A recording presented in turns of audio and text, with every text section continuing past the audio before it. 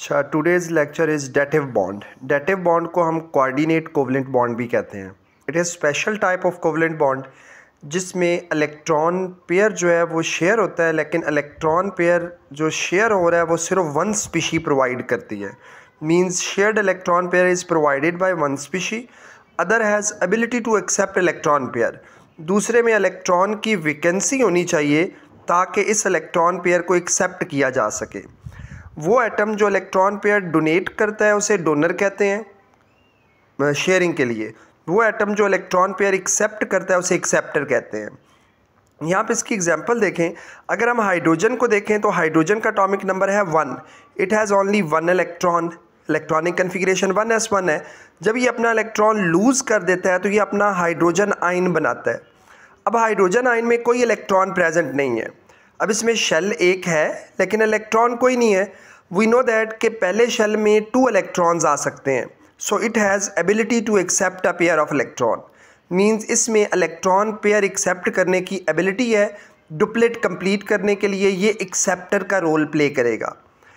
दूसरी तरफ अगर हम ऑक्सीजन को देखें, ऑक्सीजन का एटॉमिक नंबर है 8। फर्स्ट शेल में 2 इलेक्ट्रॉन, सेकंड में 6 इलेक्ट्रॉन। इसके 6 इलेक्ट्रॉन यूँ प्रेजेंट है सेकंड शेल के 2, 4, 5 एंड 6। ये इलेक्ट्रॉन भी हाइड्रोजन के साथ बाइंड हो जाता है 7 इलेक्ट्रॉन्स। ये हाइड्रोजन के साथ शेयर हो जाता है, इसका ऑक्टेट कंप्लीट हो गया। मींस ऑक्सीजन के 8 इलेक्ट्रॉन्स पूरे हो गए। अच्छा, it has electron pairs, but इसके ऊपर 2 इलेक्ट्रॉन पेयर्स प्रेजेंट हैं तो ये एज अ डोनर एक्ट कर सकता है। इसका एक इलेक्ट्रॉन पेयर शेयर किया जा सकता है हाइड्रोजन आयन के साथ। अब hydrogen ion as a acceptor act करेगा और वाटर मॉलिक्यूल का oxygen as a donor act करेगा। इसका इलेक्ट्रॉन पेयर हाइड्रोजन के साथ शेयर हो जाएगा। इसका तो ऑक्टेट ऑलरेडी कंप्लीट है, इसके 8 इलेक्ट्रॉन्स लास्ट शेल में कंप्लीट है।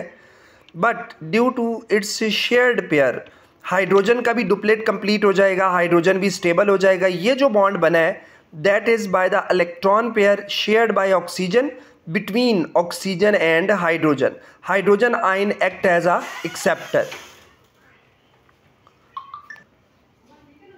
ये कहलाएगा डेटिव बॉन्ड। डेटिव बॉन्ड को इंडिकेट करते हैं इलेक्ट्रॉन पेयर जो डोनेट करता है उसकी तरफ एरो हेड की टेल आती है और जो इलेक्ट्रॉन पेयर एक्सेप्ट करता है उसकी तरफ एरो का हेड आता है। अगर हम कार्बन मोनोऑक्साइड को देखें बेटे, कार्बन की इलेक्ट्रॉनिक कन्फिग्रेशन है 6। मींस इलेक्ट्रॉन 6 हैं। फर्स्ट शेल में 2 और सेकंड में 4। कार्बन के इलेक्ट्रॉन इस तरह अरेंज हो जाएंगे। ऑक्सीजन का एटॉमिक नंबर है 8। फर्स्ट शेल में 2 और सेकंड में 6 इलेक्ट्रॉन्स। इसके लास्ट शेल के ये 6 इलेक्ट्रॉन्स हैं। अब ऑक्सीजन को ऑक्टेट कंप्लीट करने के लिए 2 चाहिए, कार्बन को ऑक्टेट कंप्लीट करने के लिए 4 चाहिए।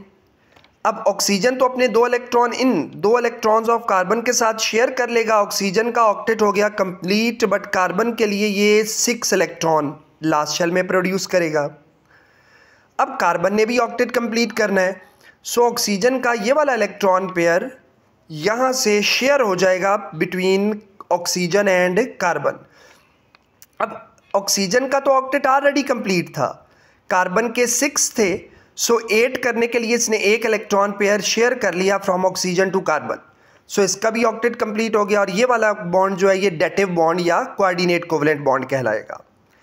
इन द सेम वे अगर हम ओजोन मॉलिक्यूल फॉर्मेशन देखें, ऑक्सीजन का मॉलिक्यूल है, एक ऑक्सीजन के लास्ट शेल में 6 हैं, दूसरे के भी लास्ट शेल में 6 है।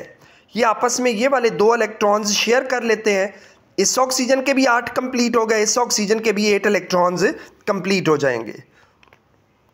अब ये दोनों ऑक्टेट कंप्लीट किए हुए हैं, ये मॉलिक्यूल की फॉर्म में है। एक और ऑक्सीजन एटम प्रेजेंट है जिसके लास्ट शेल में 6 इलेक्ट्रॉन्स प्रेजेंट है, ये सिंगल एटम है। अब क्या होगा, इन दोनों के तो ऑक्टेट कंप्लीट है, बट इसने ऑक्टेट कंप्लीट करना है, इसके लास्ट शेल में 6 हैं। यहाँ से इस मॉलिक्यूल के ऊपर जो इलेक्ट्रॉन पेयर्स प्रेजेंट हैं, एक पेयर शेयर हो जाएगा from molecule to oxygen atom. अब इन दोनों का ऑक्टेट ऑलरेडी कंप्लीट था, इसके 6 इलेक्ट्रॉन थे, ये इलेक्ट्रॉन पेयर इन दोनों के दरमियान शेयर हो गया। इसके 6 और 2 इलेक्ट्रॉन शेयर्ड पेयर के मिला के ये भी ऑक्टेट कंप्लीट हो जाएगा। सो ये सिचुएशन बन जाएगी ओजोन मॉलिक्यूल की। अगर हम BF3, अब क्योंकि इलेक्ट्रॉन पेयर एक ऑक्सीजन ने डोनेट किया, दूसरे ने एक्सेप्ट किया है, तो ये कोऑर्डिनेट कोवलेंट बॉन्ड डेवलप हो गया इन दोनों के दरमियान। BF3 के केस में देखें, बोरॉन का एटॉमिक नंबर है 5, फर्स्ट शेल में 2 और सेकंड में 3 इलेक्ट्रॉन्स। ये बोरॉन के 3 इलेक्ट्रॉन्स थे, ये 3 फ्लोरीन्स के साथ पेयर अप हो गए, लास्ट शेल में बन गए 6 इलेक्ट्रॉन्स। तो बोरॉन के लास्ट शेल में BF3 में 6 इलेक्ट्रॉन्स हैं। इधर नाइट्रोजन को देखें, एटॉमिक नंबर 7 है, फर्स्ट शेल में 2 और सेकंड में 5।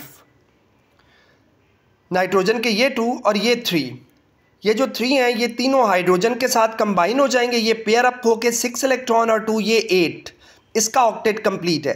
बट इसके पास इलेक्ट्रॉन पेयर प्रेजेंट है।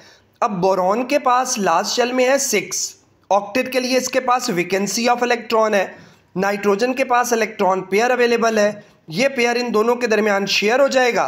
नाइट्रोजन तो ऑलरेडी ऑक्टेट कंप्लीट था, बट बोरॉन में डेफिशिएंसी ऑफ इलेक्ट्रॉन थी, इसने 2 इलेक्ट्रॉन एक्सेप्ट किए by sharing of electron pair, इसका भी ऑक्टेट कंप्लीट हो गया, नाइट्रोजन ऑलरेडी कंप्लीट था।